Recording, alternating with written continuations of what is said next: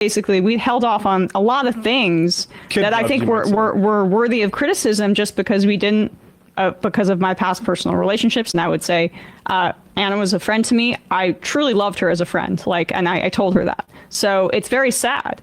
But this is past tense. We're back. We did a while back, probably a month ago or so. We did a breakdown of the relationship, and we talk about the topics of politics. But this is the after show crash out, and we talk about the relationships too. This is of course Emma Vigeland, the attractive one. I say that she's a 9 out of 10, and the comment section goes ablaze. Sorry, I'm just gonna call the balls and strikes, but her takes on politics are probably a 6 out of 10. Her intelligence is probably a 8 out of 10. She's very smart, but politically, she struggles because she's emotional. But this is the majority report. Emma Vigeland going in on Ana Kasparian. And Emma Vigeland is super woke. She's just super, super woke. And that's where the emotion comes from. And I define woke as allowing authority outside of the most high to define your morality. Let's get into the clip. Let's see how their relationship's doing and what's the political take that's sparking this. Emma Vigeland versus Ana Kasparian back here again. The reality is that my principles in this business about calling out people who are doing the why I left the left shtick to appeal to the right outweighs any personal relationships I'm going to make in this space. So with that said, since this audience is so interested in Dave Rubin and how much we ruthlessly mocked his arc of leaving the left from TYT, which Anna... with Anna in the chair you're sitting in now at one point on the Michael Brooks show. Laughing about it. I laughed about it with her. She laughed about it on air. We mocked this a lot. And in fact, Piers Morgan will play some of that mockery as well. Just to clarify things for folks, this is her explanation for her recent pivot. Well, the thing before we hear Ana Kasparian here is very important to hear Ana Kasparian's response to Emma Vigeland. Number one, I wish they would just have a conversation in private, or we would love to have it in public for the after show carnage. That's selfish, though, in private, at least to kind of smooth this over, see where they're at. Not on Twitter, not on here. And what I really like is, or don't like is, this whole, yeah, I know she's kind of doing this, I left the left, but really, what is her take, Emma? Let's talk about her takes. But what people have said is, they said you were quite outspoken. I'll play it to you. This is what you said when Dave Rubin pivoted. Let's have a look. There has been this prevalence of prominent figures who identify as the left, right, or on the left, who then later start to, cozy up to right-wing figures, and then it turns out that they completely move to the right wing because they're essentially paid to do it. They're used as tools by the right wing to essentially spew right-wing talking points while purporting to still be on the left. In fact, Dave Rubin's a great example of that. Dave Rubin used to work with us. He identified as someone on the left. Dave, yeah, go ahead. Forgive me, Anna. Yeah, but so what? What you said a lot and you said nothing, Ana Kasparian. Both of you too, Emma Vigeland. I'm watching you two, and you're kind of in the vat of chocolate that we talk about figuratively. And there's not a lot of action. There's not a lot of chocolate. I need to see substance. I need to see something. What is the take that you agree or disagree with on? Who cares about, oh, you left the left, or, you could say me, I used to be more MAGA in 2016 and now I'm not. Okay, so what? What's my take why did I leave? Let me tell you that. Dave Rubin made a video for PragerU, Why I Left the Left. Oh, I know. He does not, in fact, state to the world that he's still on the left. I don't know who you have in mind, so I can only address the one name that you gave. So, I mean, have you pulled a Rubin, as some people suggest? That was Dennis Prager weighing in. I mean, I'm still pretty left-wing, and I'm still working at the exact same place. Look, I don't know. Maybe I was wrong about Dave Rubin, but I just felt that he, first of all, after he left TYT, he did lie about us, and that... I do like how she said, well, maybe I was wrong. That is a humbling type of statement. I do appreciate that. Bothered me because we were still friends, and I didn't understand what was going on, so I was discombobulated about what was happening with Dave after he left TYT. He did leave on good terms, so so it was weird. And, you know, he kept saying that he was this classical liberal, but had trouble defining what that meant. I think that's fair. If you're going to say you're a classic liberal, tell me what it is. I'm a populist. I believe that power should be distributed to as many people as possible. Give the channel After Show Carnage a like, comment, subscribe. Let me know what you think. Let's get back to the clip. Piers Morgan clip. We're looking at, and we're all over the place. Ana Kasparian on with Piers Morgan with a Dennis Prager kind of cameo with Emma Vigeland on the Majority Report replying to her. And had trouble reinforcing or at least backing up some of the claims that he was making about, you know, his newfound identity. So look, live and let live. Dave is doing his thing. I did feel that his pivot was strange, but maybe it was sincere. Who knows? Well, you know, it's interesting. Somebody accused me of being a phone hacking liar per a court in the UK, which said that, oh yeah, Piers Morgan saying he didn't know about all the journalists that worked under him, hacking into people's voicemails for information that they could put into stories. Yeah, people say things about Piers too. Oh, great company Anna's keeping lately. Well, I mean, she's hanging out with Glenn Beck. She's hanging out with Piers Morgan and other right-wingers and doing a lot of interviews. It is interesting, though, that, Jank's going on PBD and all that kind of thing. It is interesting that still no response to Sam Seder's both private request to have a conversation about this on air on either TYT or on the Majority Report. Yeah, that's fair. And Anna talked to me. Sam, why would you not talk to Sam Seder about this or where you're at? Cenk Uygur, I don't think he has either. You've talked to Destiny, at least Cenk has. Anna, you've talked to, I don't know if she's gone on any leftist ones. She's gone on with Glenn Beck and all of them. Cenk at least went on with Francesca Fiorentini. Look at all the names that are involved with this. This is crazy. But Anna, what's going on?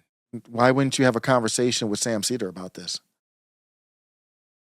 If they feel more comfortable with it being on their platform, they can do that there.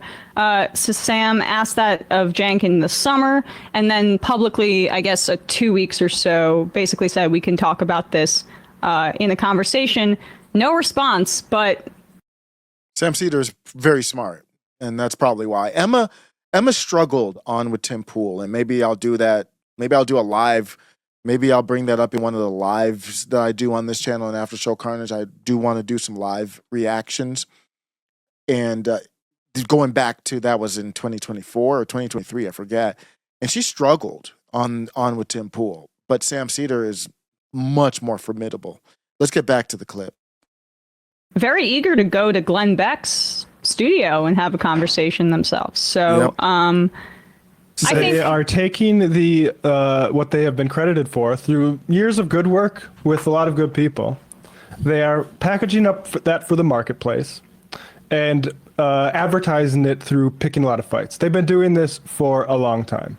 We, 2 years ago, put a video up. The original title of that video was Ana Kasparian is not transphobic, where we tried to talk about the birthing person bullshit in a way that was constructive and could kind of maybe lead in a proper direction. This is, you know, I'm going to crash out when the left brings up Transformers. There is nothing more important in your guys' sphere than Transformers. I criticize the right too. I've crashed out on Nancy Mace over that. I don't want to hear anything about a damn Transformer. We've got bigger fish to fry. No pun intended. She didn't listen to any of that, and instead got mad that somebody said that we were treating her with kid gloves. Because the truth was, we have been. For my entire career here at Majority Report, it has been a tongue-holding exercise for like Wolfpack, fucking harebrained. How many packs are we going to start to get money in the money out of politics? We have been. How about one that pays Brianna Wu 5 figures for To doing deny a genocide. to post on Twitter? If you think we're mean, you need to understand that actually that has been. Somebody let me know. What's the Brianna Wu history here? I know Brianna Wu works with, doesn't she work with TYT? Let me look that up real quick. Charitable. So, It has been based on what I have asked for, really, in part because of and because of my personal feelings about the situation and because of how sad it made me. I'm not somebody Trust me, you can ask my exes. I didn't break up with a lot of people. I stayed in way too many relationships for way too long because I tried to make things work for quite a while.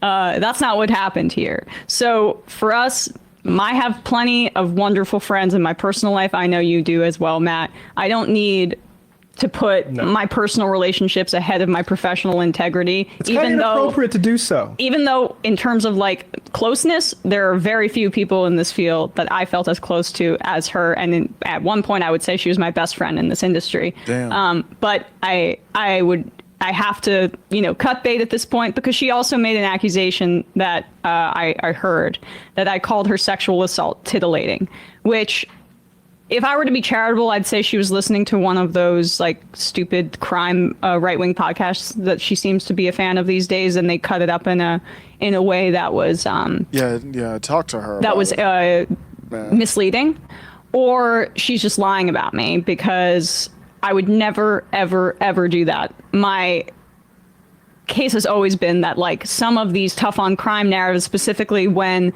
a white woman is the subject of harm, are titillating to some people on the right who like to imagine themselves as white knights saving white women from the hordes of black poor people and unhoused folks in this city. And again, you're being very kind because we all know as part of this business why Steven Crowder starts his show with videos of young black teenagers assaulting elderly women. There is some truth there. I'm going to say Emma has some truth to that. What she's saying is somebody got it back to Ana Kasparian. This is what happened when you kind of fall out and you guys aren't talking, or you're doing it publicly, you're doing it on Twitter. That's the worst platform to have some type of personal conversation on, where they said it looks like Ana was told that Emma said something about going back. We've talked about this. Ana Kasparian said one of the triggering moments that kind of gave her the red pill, in my words, was unfortunately she got somewhat of assaulted on the streets by a homeless man.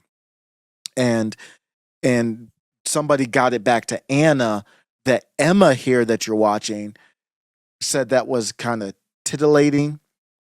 But what Emma's saying is she wasn't saying that she wasn't wishing anything bad on Ana, or of course not. What she was saying was a criticism of the right, saying that story is attractive to the right because it kind of fits into the narrative of the right, for lack of a better term. And Emma has a point. Emma has a point on that. But I'm just going to end with this, man. There's so much going on in the country. There's people kind of falling out still over. How are you still falling out with people over Trump? Joe Biden today, I'm recording this on the 20th. On his way out the door, Joe Biden pardoned his whole damn family and Dr. Fauci. They're just criminals. I'm not doing any qualifications. I'm not saying any allegedly. They are criminals. They just haven't been investigated, prosecuted, and sentenced and found guilty. They are criminals, and the only reason why they got pardons is because Joe Biden and everybody knows they are criminals. So my point is, why are people falling out? Relationships don't go on forever. Maybe it's better that they fall out, but I just forget about I don't want to talk about the relationship anymore. If I've got problems with somebody or whatever, we get not problems, but we disagree politically and stuff. Let's talk through it. 99% of the time we can agree to, because I don't roll with a lot of people. So if I talk to people or call or text or whatever the case is, then there's enough connection there where it's like we can talk through that. We're not going to agree on everything. Let me know what you think. Is that important to you? Have you fallen out with anybody? Let me know what you think. The next clip is ready below. Welcome to After Show Carnage.